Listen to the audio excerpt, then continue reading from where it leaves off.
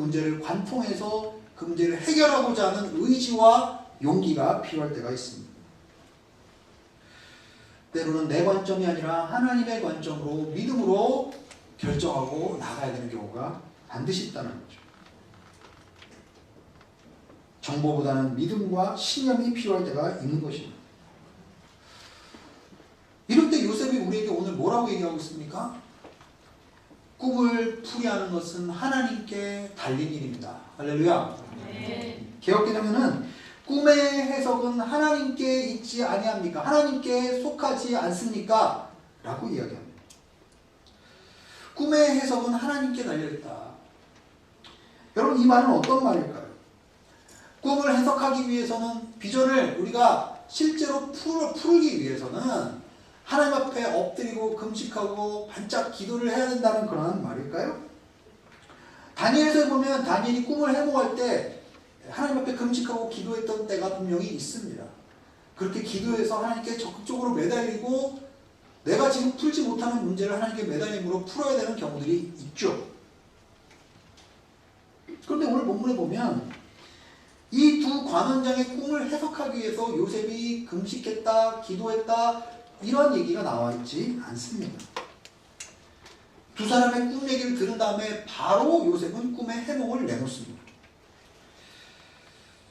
여러분, 이 상황이 어떤 상황일까요? 저는 이 요셉의 스토리를 통해서 우리가 생각해 볼 수 있는 것은 하나님이 지금 요셉을 하나님의 사람으로 빚어가고 계시다. 하나님의 사람으로 그를 연단시키고 그를 지금 훈련시키고 계시다는 것을 저는 믿습니다. 어떠한 훈련을 지금 하나님이 하고 계신가? 어떤 상황 속에서도 오직 하나님 앞에 겸손하게 자신을 내려놓고 하나님을 바라보는 훈련.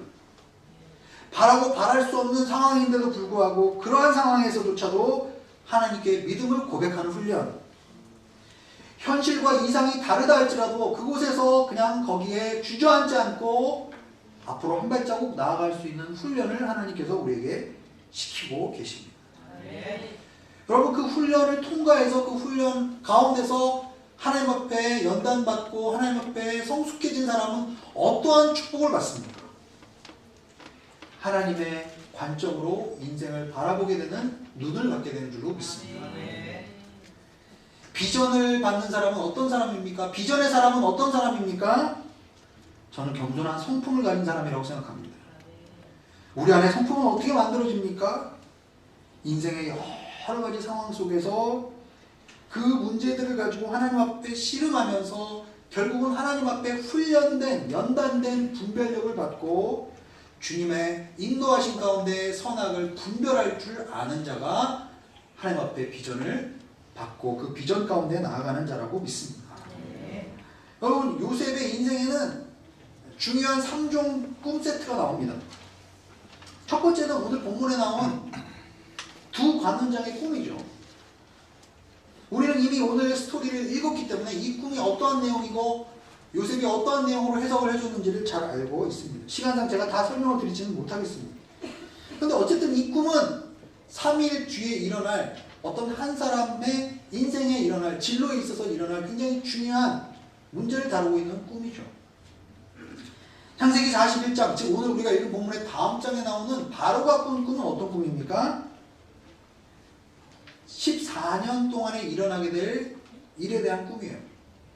그리고 그냥 개인의 진로가 아니라 한 민족에 영향을 미칠 만한, 어떻게 보면 더 엄청난 시간의 간격과 엄청난 중요도를 가지고 있는 그러한 꿈입니다.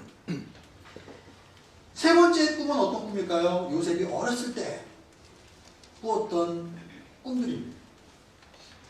요셉이 꾼 꿈은 언제 그 꿈이 이루어질지 모릅니다. 평생토록 그것을 품고 해석하려고 노력하고 생각을 해봐야 되는 꿈이고, 그리고 그 꿈이 이루어지는 것은 단순히 요셉과 요셉의 가정뿐만 아니라 요셉의 민족과 나중에 열방에까지 영향을 미치는 범위가 더 큰 그러한 꿈입니다.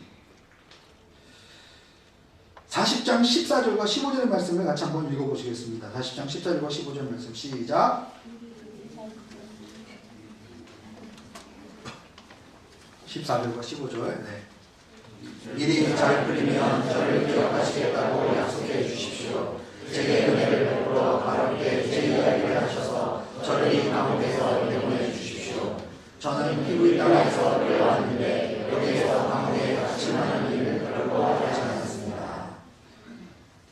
이게 지금 무슨 얘기입니까? 이 술 맡은 관원에게 꿈을 해석해주고 나서 당신이 복권이 되면 나를 좀 빼내달라고, 나는 억울하게 여기에 왔다라고 지금 호소하는 내용의 말입니다. 저는 이 부분을 읽으면서 깜짝 놀랐어요. 와, 이런 아이러니한 상황이 있나. 어떻게 남의 꿈을 저렇게 해석을 잘해주면서 자기는 아직도 헤매고 있나. 그죠? 인간적인 방법을 쓰는 거 아니에요? 아, 저 진짜 억울하게 왔는데, 사실 그동안에 말 안 하고 사실은 굉장히 신실하게 그동안 기도하면서 저는 왔다고 생각했는데, 요셉이 결정적인 순간에 아주 인간적인 방법으로 저를 좀 꺼내주시겠어요? 저는 사실은 여기 사람이 아니고요. 이집트에서, 아니, 저기 이스라엘에서 왔어요. 그리고 저는 굉장히 억울하게 지금 잡혀있는 사람이에요. 그럼 오늘 스토리의 마지막에 보면 이렇게 인간적인 방법을 쓰니까 이게 해결이 됩니까? 아니, 어떻게 3일 지났는데 그걸 잊어버리고 얘기를 안 합니까? 중요한 것은, 아이러니한 것은 요셉은 남의 꿈을 해석을 해주지만 아직 자신은 왜 이러고 있는지를 계속 하나님 앞에 묻고 기도하고 있었던 그러한 사실을 우리를 발견하게 됩니다. 여러분, 요셉은 분명 하나님과 함께하며 주님과 교제하는 사람이었습니다. 순간순간 하나님의 형통함을 경험하는 사람이었습니다. 그리고 그러한 삶의 여정을 통해서 요셉은 자신의 삶에서 자신의 꿈은 자신에게 있지 않다는 것을 분명히 그는 알고 있습니다. 그런데 그러한 요셉에게도 아무리 생각하고 아무리 기도해도 풀리지 않는 수수께끼가 있었던 것이죠. 아이러니하게도 다른 사람의 꿈을 해석을 해주지만 아직은 자신의 꿈을 완벽하게 해석하지 못하고 있는 것이죠.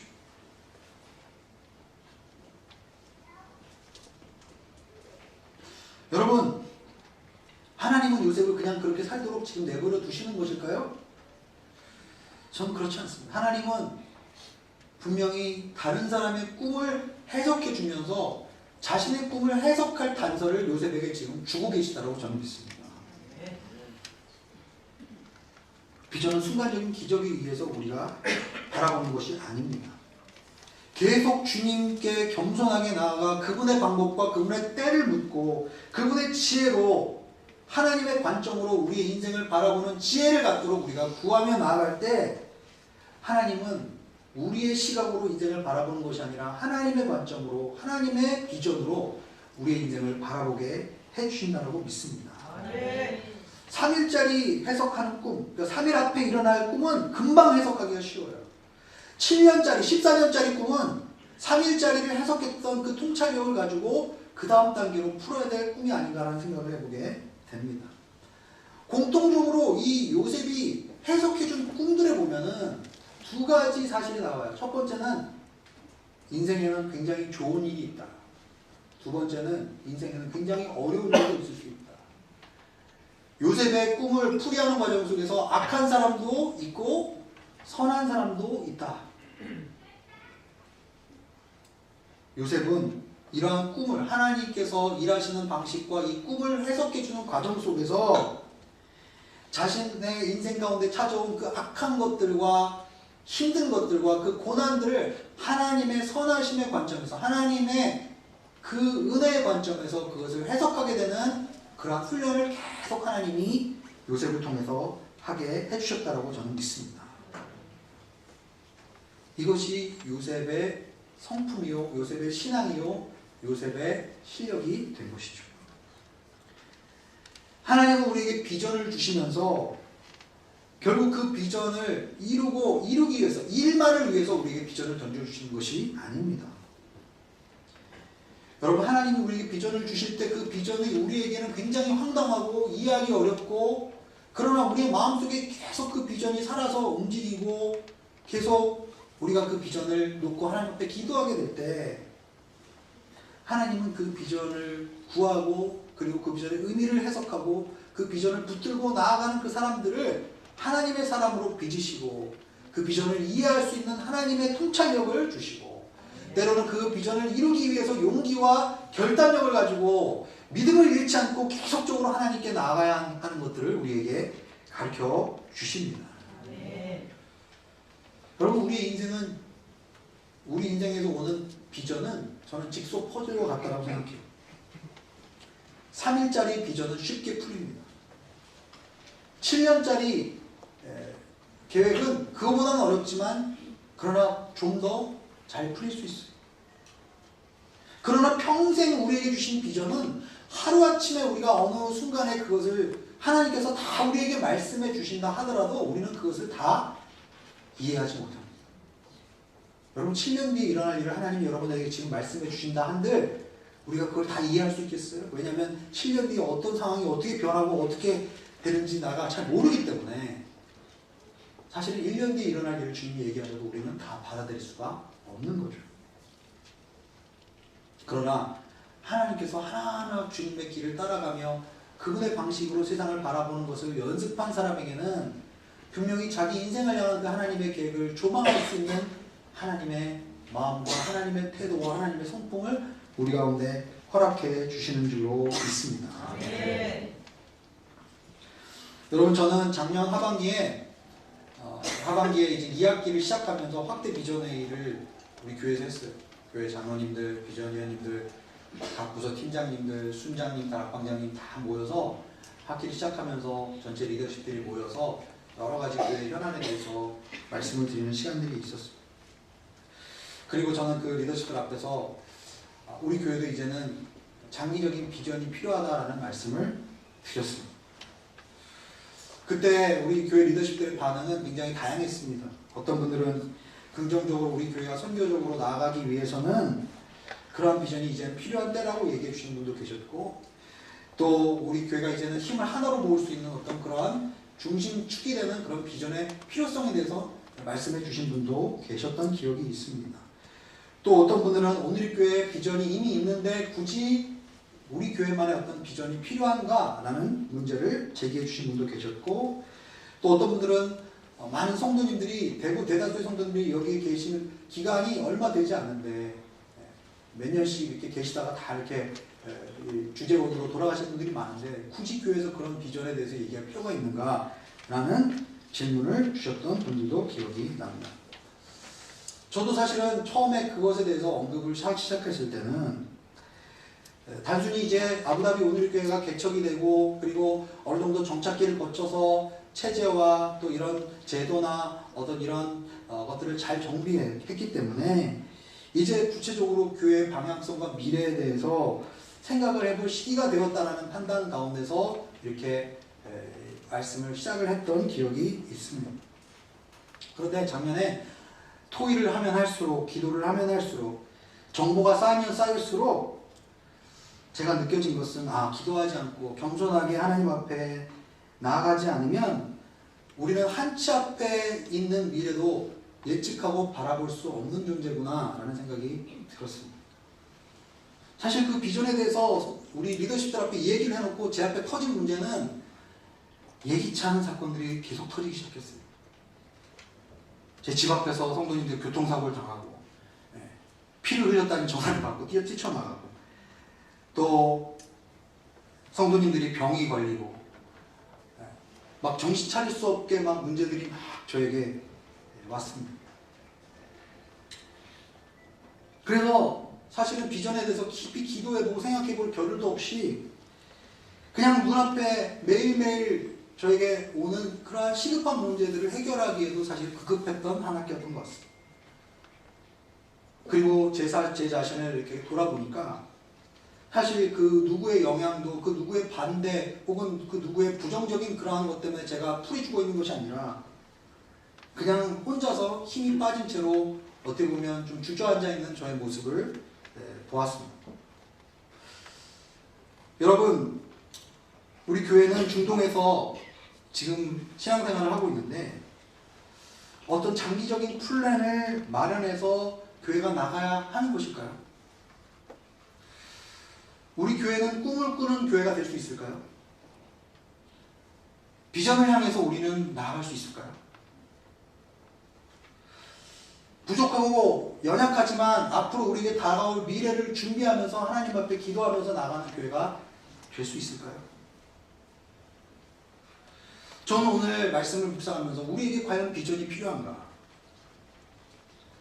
그리고 비전에 대해서 사실 작년에도 제가 이게 언급을 하긴 했습니다. 그런데 이 말씀을 묵상하면서 이 비전은 어떤 한 사람이나 어떤 성령의 어떤 특별한 어떤 기적적인 어떤 임재에 의해서도 물론 생길 수 있지만은, 그러나 그 비전을 받고 이해하고 해석하고 그 비전을 실행하는 그 과정은 어떤 한두 사람의 몫이 아니라 공동체의 성숙도에 달려있구나라는 것을 생각하게 됐습니다. 왜 하나님은 요셉에게 3일짜리 비전을 풀게 하셨고 7년짜리 비전을 해석하게 하셨고 그리고 평생 풀어야 될 숙제의 비전을 주셨나? 왜 우리는 교회 공동체가 매년마다 교인 총회를 할 때 1년치 교회 계획을 얘기합니다. 그러면 우리 교회는 5년치 교회 계획을 얘기할 수는 없을까요? 10년치 교회 계획을 우리는 생각해 볼 수는 없는 것일까요? 주님께서는 우리로 하여금 겸손하게 엎드리며 우리의 미래를 하나님께 맡기며 주님의 관점과 시각으로 하나님께 나아가기를 원하신다라고 저는 믿습니다. 때로는 정보의 양보다 우리에게 필요한 것은 하나님 앞에 겸손한 우리의 태도와 우리의 성품, 그리고 변치 않는 하나님의 미래를 붙들고자 하는 그런 믿음, 그리고 그것을 붙들고 나아가고자 하는 우리 한 사람 한 사람의 결단이 중요하다는 것을 우리에게 가르쳐 주십니다. 하나님께서는 그러한 개인과 공동체에게 하나님께서 함께 하시는 형통함을 허락해 주십니다. 그리고 하나님은 그러한 형통함 가운데 미래를 붙잡는, 믿음으로 붙잡는 자들에게 하나님의 성품을 가르쳐 주시고 하나님의 지혜와 통찰력을 가르쳐 주시고 그리고 우리의 영적인 DNA를 하나하나 하나님께서 만들어 가신다고 믿습니다. 비전은 어떤 사역을, 어떤 일을 이루기 위해서 하나님께서 주시는 것이 아니라 우리가 하나님의 비전의 통로가 되기 위해서, 축복의 통로가 되기 위해서, 하나님 앞에 쓰임받기 위해서 우리를 거룩하게 하기 위한 하나님의 통로인 줄로 믿습니다. 함께 기도하겠습니다.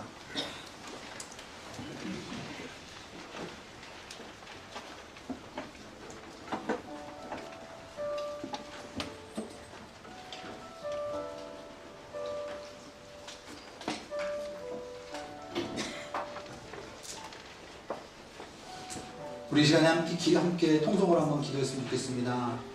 이 시간에 기도하실 때 하나님 앞에 주님, 그렇습니다. 내가 고민하고 기도해도 때로는 이해하지 못하는 내 인생에 하나님의 그 부르심과 계획을 우리가 너무 벅차게 느껴질 때가 있습니다. 그러나 우리 매일매일의 하루하루의 삶이 하나님 앞에 미래를 풀어가는 열쇠이며 매일매일 앞에 하나님 앞에 우리가 하나님과의 교제 가운데 나아가는 우리의 삶의 모습들이 결국 우리가 비전을 바라보고 그 비전을 따라가고 그 비전 가운데 하나님께 우리의 삶을 온전히 드릴 수 있는 우리가 하나님의 그릇이 되고 하나님의 사람이 되는 그 하나님의 빚어주시는 손길 가운데 있게 하시는 하나님의 섭리가 있다고 믿습니다. 아버지 하나님, 이 시간에 우리가 기도하며 나아갈 때 하나님 아버지, 우리가 그러한 비전의 사람이 되게 하여 주시고 우리의 공동체가 그러한 비전의 공동체가 되게 하여 주시옵소서. 이 시간에 함께 통성으로 기도하며 나아가겠습니다. 함께 기도하시겠습니다.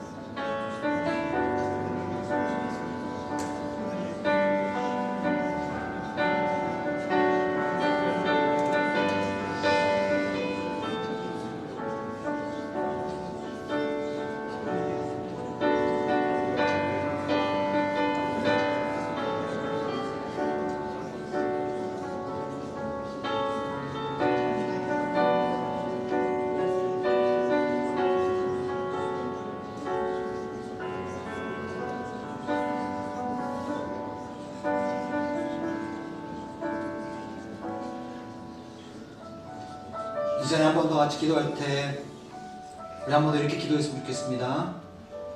혹시 여러분 가운데 뭔가 중대한 결정을 앞에 두고 있는 분들 혹시 계십니까? 이미 대안은 많이 탐색했고 정보도 많이 있고 여러 측의 이야기도 다 들었습니다. 그런데 아직도 결단을 내리지 못하고 있는 나의 모습을 봅니다. 그것은 정보의 부족이 아닙니다. 내가 논리가 부족해서가 결정을 내리지 못하는 것이 아닙니다. 주님께 나를 드리지 못해서입니다. 주님 앞에 용기를 내지 못하기 때문입니다. 주님이 원하시는 것을 알면서도 뒷걸음치고 있는 나의 연약함 때문입니다. 주님 이 시간에 주님께 모든 것을 내려놓고 하나님 앞에 겸손함을 구하며 이 시간에 기도하며 나아갈 때 아버지 하나님, 이 세상의 지혜나 이 세상의 정보로는 꿰뚫어 볼 수 없는 그 주님의 관점을 우리 가운데 허락해 주시고, 아버지 주님의 마음을 우리 가운데 가르쳐 주시고, 아버지 하나님 요셉처럼 타협하지 아니하고, 아버지 그것을 다 이해하지 못하더라도 다 수수께끼가 풀리진 않았지만 그러나 믿음으로 나아가는 저희들 되게 도와주시고, 믿음으로 결단하며 나아가게 도와주시고, 후회하지 않게 도와주시고, 결과를 주님께 맡기며 나아가는 저희들 되게 도와주시옵소서. 이제 다시 한번 합심하여 기도하겠습니다. 함께 기도하시겠습니다. 아버지 하나님, 우리의 삶 가운데 혹시 하나님 방황하며 같이 우리가 읽도록 하겠습니다. 창세기 40장 1절에서 23절의 말씀입니다. 창세기 40장 1절에서 23절, 좀 길긴 하지만 한 절씩 저와 여러분이 교독하시도록 하겠습니다. 오늘의 말씀입니다. 얼마 후 이집트 왕의 술 맡은 관원장과 빵 굽는 관원장이 그 주인이 이집트 왕에게 잘못을 저질렀습니다.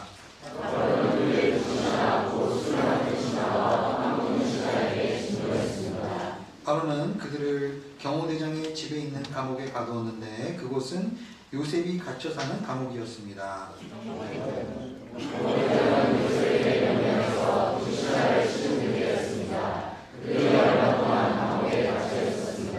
감옥에 갇혀있는 이 두 사람 곧 이집트 왕의 술 맡은 관원장과 빵 굽는 관원장이 꿈을 꾸게 됐습니다. 각자 같은 날 밤에 꿈을 꾸었는데 그 내용이 서로 달랐습니다.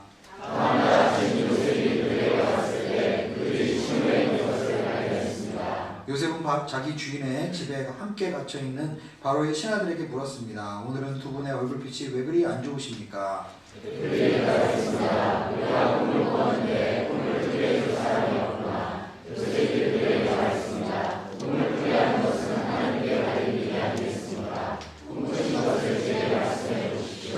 술 맡은 관원장이 요셉에게 자기가 꿈 얘기를 했습니다. 꿈속에서 내 앞에 포도나무가 하나 있는 것을 보았네.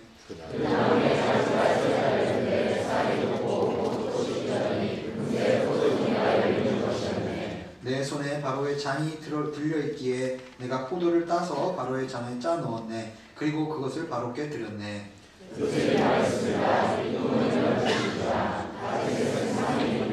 3일 안에 바로께서 관원장님을 풀어주시고 관원장님의 지위를 회복시켜 주실 것입니다. 관원장님이 전에 바로의 술 맡은 관원장이셨을 때 하던 대로 바로의 손에 잔을 올려드리게 될 것입니다. 이 자를 위한 저를 기억하시겠다고 약속해 주십시오. 제게를 들어 바로께 제의하게 하셔서 저를 감옥에서 내보내 주십시오. 저는 히브리 땅에서 끌려왔는데 여기에서 감옥에 갇힐 만한 일은 결코 하지 않았습니다. 그들의 꿈을 따라 얻어지고 까먹는 관원장도 요셉에 왔습니다. 나도 꿈을 꾸었는데 우리가 내 머리에 빵 바구니 3개가 있었네. 메뉴에 있는 바구니에 바로께 드릴 온갖 구운 빵들이 있었는데 새들이 내 머리 위에 있는 그 바구니에 빵을 먹어버렸네.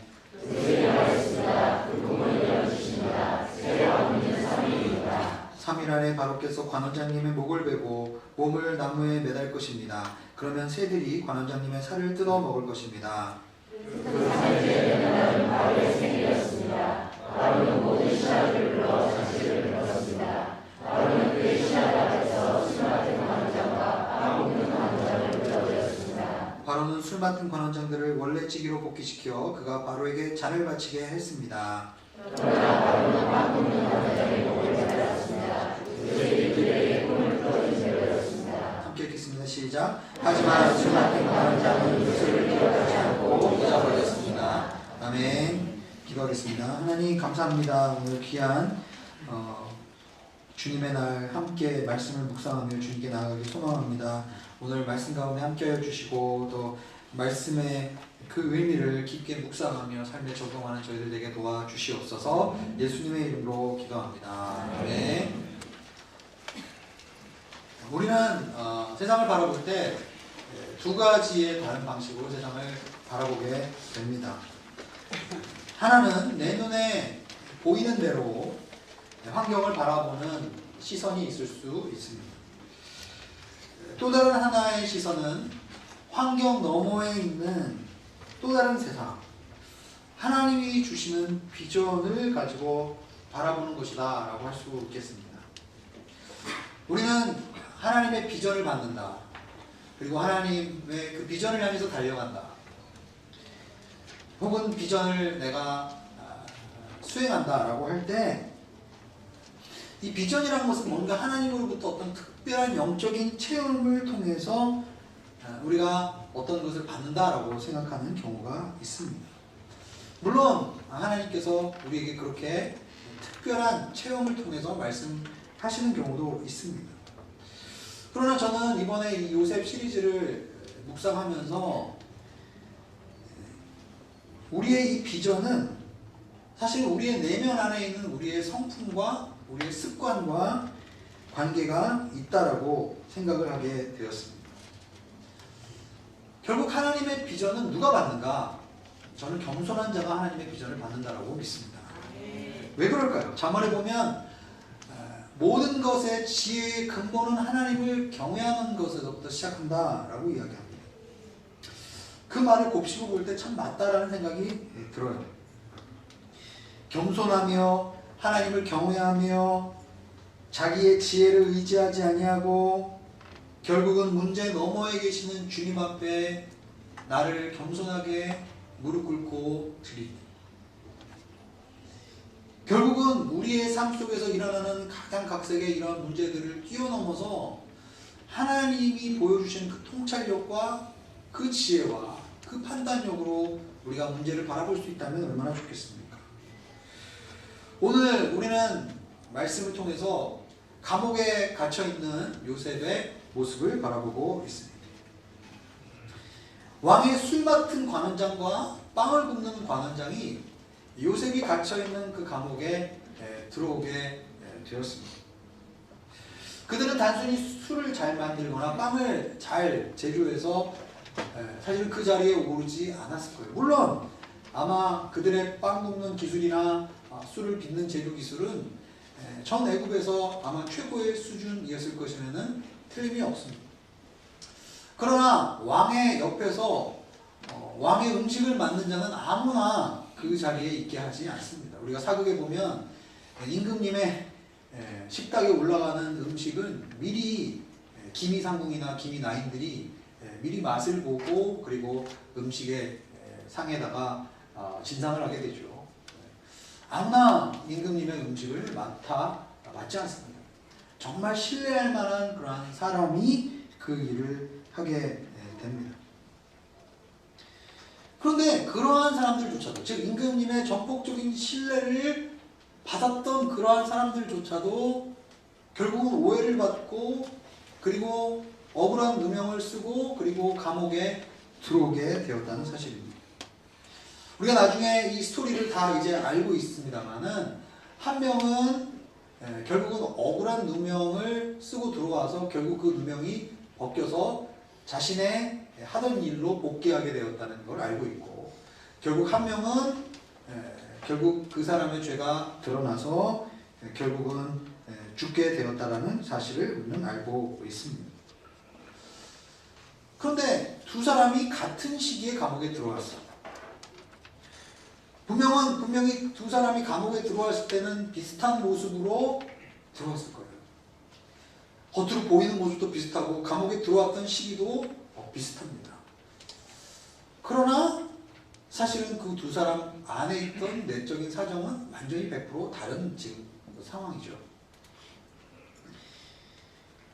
여러분 직장에서 우리가 생활하다 보면 같은 사무실에서 일을 하는 사람인데도 불구하고 비슷한 월급을 받고 그리고 항상 같은 구내식당을 이용하고 같은 부서에서 같은 자리에 앉아있는 사람들을 봅니다. 그래서 부서에 처음 전입 온 사람들은 그 두 사람의 모습을 볼 때 그냥 똑같구나. 마치 감옥에 그냥 같이 들어와 있는 사람들의 모습처럼 똑같이 바라보기가 쉽습니다. 그러나 사실은 그 사람들 내면 안에 있는 사정은 100% 다를 수 있어요. 한 사람은 다른 사람의 눈치를 보고 그리고 남이 볼 때만 일하고 보이지 않는 곳에서는 일을 하지 않는 게으른 사람일 수도 있고, 한 사람은 남이 보던 보지 않던 충직하고 우직하게 자신에게 맡겨진 일을 늘 뒤에서 열심히 감당하는 그런 사람들이 있을 수 있습니다.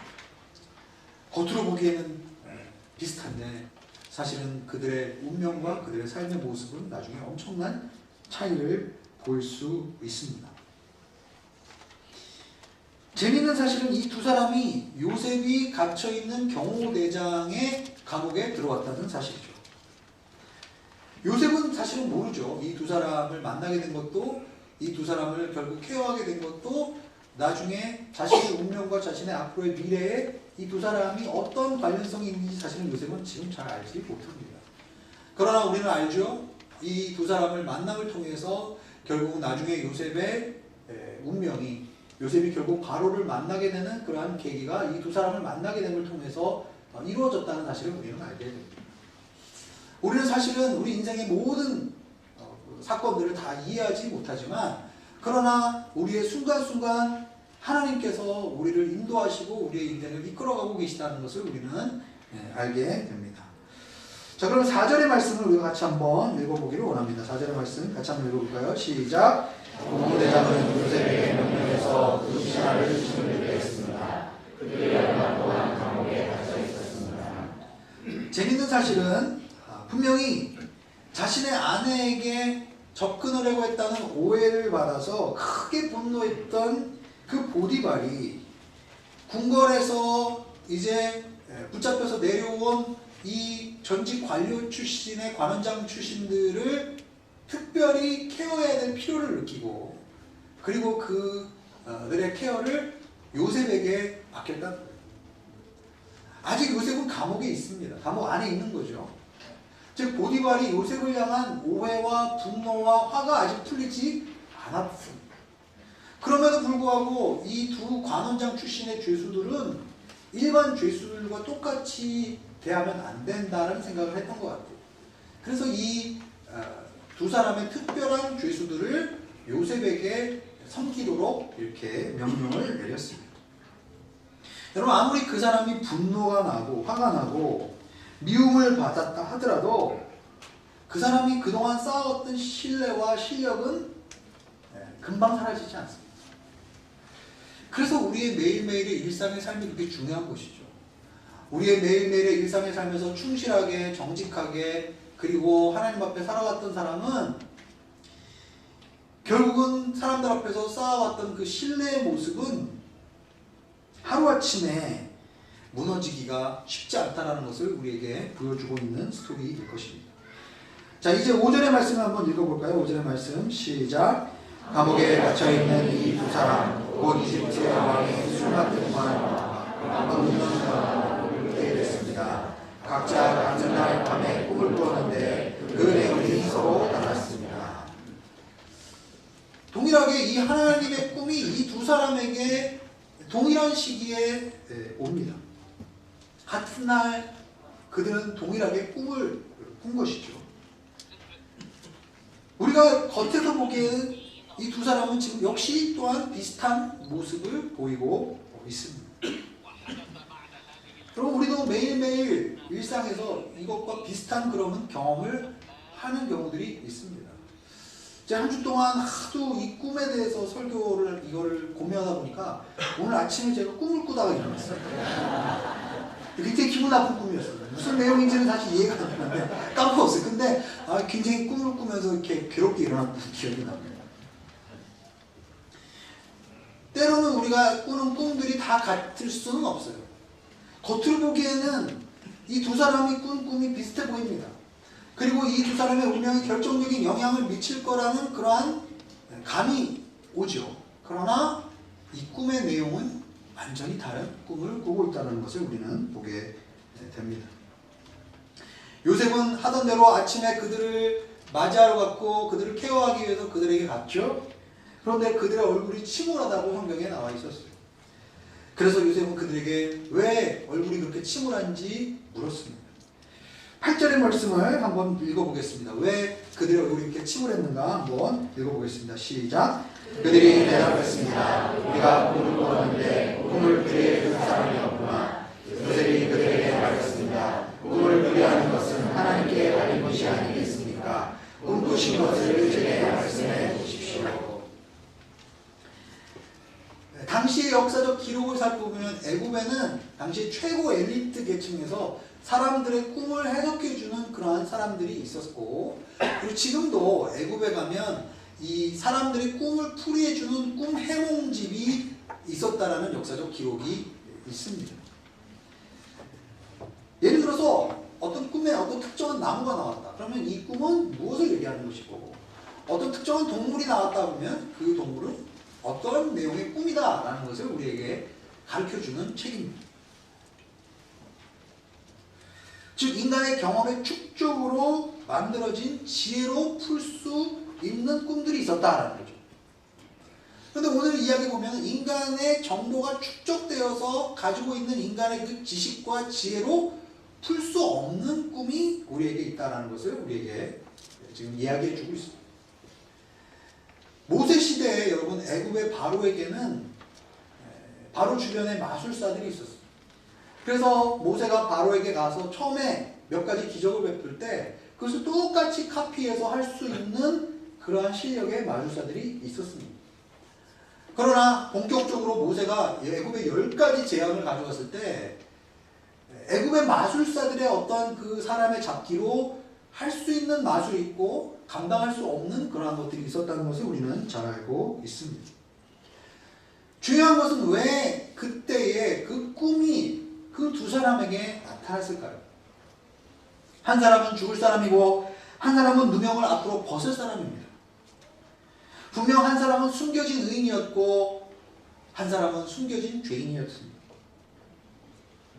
여러분 분명히 결국은 우리의 모든 동기와 우리 안에 있던 모든 실제적인 그런 것들이 하나님 앞에 드러나게 되는 날이 오게 될 것입니다.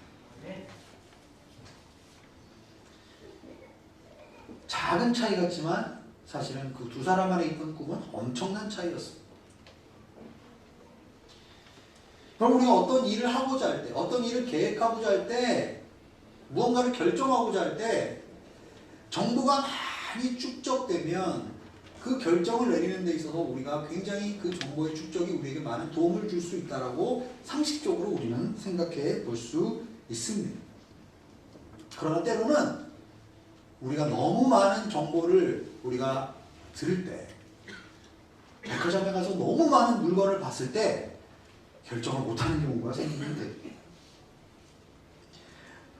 너무 많은 정보가 쌓이게 되면 올바른 결정을 방해하는 경우가 생기는 경우가 있습니다. 어떨 때는 하나님께서 그 상황 가운데 밝히 그 상황을 보여주시고 그리고 선악을 판단하게 해주시는 통찰력이 필요할 때가 있습니다. 1962년에 미국과 소련은 양 국가가 냉전의 시대에서 살고 있었어요. 그래서 미국을 대표로 하는 자본주의, 민주주의 진영과 소련을 중심으로 한 동구권의 공산주의, 사회주의 이 블록이 아주 첨예한 군사적인 경쟁과 정치적인 대립, 그래서 굉장히 갈등 가운데 있었습니다.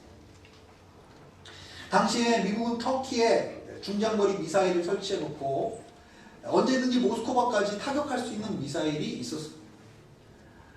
소련의 후르시초프 당시의 서기장은 그것에 대해서 굉장한 위협을 느꼈고, 당시에 남미에 있는 쿠바라는 나라에서 공산혁명이 일어나서 카스트로라는 사람이 정권을 잡게 되고, 소련은 군사 고문단과 무기를 몰래 쿠바에 반입시켜서 이제 쿠바에 중장거리 미사일을 핵탄두를 탑재할 수 있는 중장거리 미사일을 이제 건설하게 됩니다.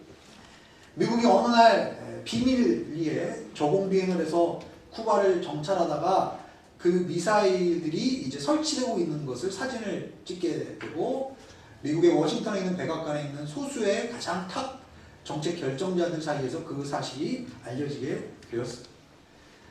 그런 사건이 발단해서 일어난 것이 우리가 잘 알고 있는 쿠바 미사일 위기입니다. 2주 동안 엄청난 역사적인 그 사료들이 이 국제관계사를 공부하는 사람들에게 나중에 공개가 됩니다. 양 진영에는 강경파와 온건파들이 있어요. 소련에도 강경파와 온건파가 있고 미국 백악관에도 강경파와 온건파가 있어요. 이번에 북미 간의 핵 협상을 할 때도 각 진영마다 아마 강경하게 밀어붙이자고 주장하는 사람이 있고 어떻게든지 대화를 해야 된다라고 얘기하는 온건파들이 있었던 것과 같이 당시에 미국과 소련에도 그러한 사람들이 존재했다는 것이죠.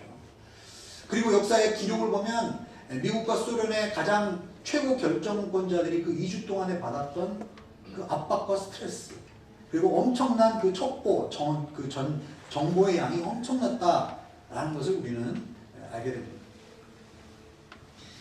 상황은 이러한 양측의 노력에도 불구하고 점점 악화되어서 이 쿠바 미사일 위기가 종결되기 이틀 전까지만 해도 역사적 기록에 보면 미국과 소련은 양측이 다 해당 자료를 불태울 정도로 전쟁이 이미 갔다라고 100% 거의 전쟁으로 간다라고 생각했던 그러한 직전까지 갔던 상황이었습니다. 여러분 이러한 상황에서는 정보를 하나 더 우리가 가진다고 해서 좋은 결정을 할 수 있는 것이 아닙니다. 백악관이나 크렘린에 세상에서 가장 똑똑하고 그리고 유능한 참모들이 그 주변에 있다 할지라도 사실 그게 별로 도움이 되지 않습니다. 양측의 지도자가 결국은 그 순간에 어떻게 막판의 결정을 내느냐 하는 것은 역사의 기록을 보면 신비에 가깝습니다. 인간의 노력으로, 인간의 힘으로 예측되어지고 판단되어지는 사건들이 있지만 사실은 그렇지 않은 일들도 있습니다. 그것을 넘어서는 하나님의 영역이 반드시 있는 것이죠. 여러분 어려운 일이 극적으로 해결될 때를 보면 정보가 많아서 그 문제가 해결되는 것이 아니라 그 문제가 해결되기 위해서는 그 사람의 믿음과 용기가 필요할 때가 있습니다. 내가 아무리 논리적이고 내가 합리적인 판단을 하는 사람이라 할지라도 나에게 이렇게 얘기해주는 사람과 저렇게 얘기해주는 사람이 동일하게 내 앞에 똑같은 근거를 가지고 얘기할 때는 나는 그때는 스트레스와 엄청난 압박 속에서 무엇을 결정해야 될지 모르고 방황하게 되는 경우가 있습니다. 그럴 때는 논리보다 내가 가지고 있는 정보의 양보다 그 문제의 핵심을 꿰뚫는 통찰력이 필요할 때가 있어요. 그리고 그 하나님 아버지 흔들리며 하나님 아버지 계속 똑같은 곳으로 하나님 돌아오고 있는 자신을 발견하고 있지는 않습니다. 하나님 나는 왜 앞으로 나아가지 못합니까? 하나님 아버지 한 걸음 앞으로 내딛기 위해서 하나님 아버지 정보가 많이 필요한 것이 아니라 하나님 아버지 세상의 지혜와 판단이 부족해서 그런 것이 아니라 아버지 때로는 하나님 결단하며 하나님의 음성을 구하며 나아가야 될 때가 있는데 아버지 주저하며 하나님 아버지 두려워하며 하나님 아버지 하나님 그 가운데서 하나님 주님 앞에 하나님 아버지 약한 모습을 나타내는 저의 이 연약함들을 아버지 바라보시고 아버지 이 시간에 하나님 아버지 타협하지 않는 용기를 주시옵소서. 타협하지 않는 하나님 믿음을 주시옵소서. 하나님 아버지 결코 하나님 아버지 주님 앞으로 나아갈 때 뒤를 돌아보지 않게 도와주시고 하나님 주께서 보여주신 표대를 향해서 나아가는 저희들 되게 도와주시고 아버지 하나님 저희 삶 가운데 하나님이 보여주시는 하나님 아버지 그 주님의 그 상황을 꿰뚫어보는 하나님의 그 믿음의 통찰력을 저에게 허락하여 주셔서 아버지 하나님 아버지 인간적인 방법 쓰지 않게 도와주십시오. 하나님 아버지 인간의 하나님 아버지 얕은 하나님 수를 쓰지 않게 도와주시고 계속 똑같은 자리로 반복돼서 돌아오지 않게 도와주시고 하나님 아버지 믿음으로 한 걸음 나아가는 저희들이 될 수 있게 도와주시고 아버지 믿음으로 순종하며 나아가는 저희들 되게 도와주시고 아버지 하나님 주님 앞에 하나님 앞에 어리석은 것이 세상의 지혜보다 훨씬 낫다고 말씀했습니다. 아버지, 하나님의 어리석음이 세상의 지혜보다 낫다라고 말씀했는데 아버지 하나님, 주님께 나아가는 저희들 될 수 있도록 인도하여 주시옵소서. 하나님, 인생의 비전과 방향을 발견할 때 1000피스짜리 직속 포즈를 우리가 맞추려고 할 때 그 직속 포즈는 하루아침에 맞춰지지 않는 것을 알고 있습니다. 그러나 그 직속 포즈를 맞추고자 할 때 제일 먼저 중요한 부분을 먼저 맞추고 시작해야 됩니다. 하나님 아버지, 인생의 직속 포즈는 절대 믿음과 순종과 용기 없이는 맞춰지지 않습니다. 아무리 노력하고 아무리 머리를 굴리고 아무리 인간적인 방법을 써도 우리의 인생은 돌고 돌고 맴돌 뿐입니다. 아버지 하나님, 우리의 믿음을, 우리의 삶을 하나님의 반석 위에 세우는 작업이 필요합니다. 아버지 하나님, 요셉이 하나님 이스라엘에서 받았던 그 꿈을 풀기 위해서, 그 비전을 바라보기 위해서 그는 수없이 고민하고 수없이 질문하고 기도했을 것입니다. 그러나 비전과 꿈은 사실은 우리가 생각하지 못했던 방법으로 풀리는 것을 봅니다. 섬기는 과정 가운데, 다른 사람들을 돕는 과정 가운데, 내가 중요하지 않게 여겼던 일상의 문제를 가지고 씨름하면서 현장 가운데서 사람들 사이에 있을 때 그 문제가 일상의 삶의 순간과 연결되어서 풀리는 것을 우리가 보게 됩니다.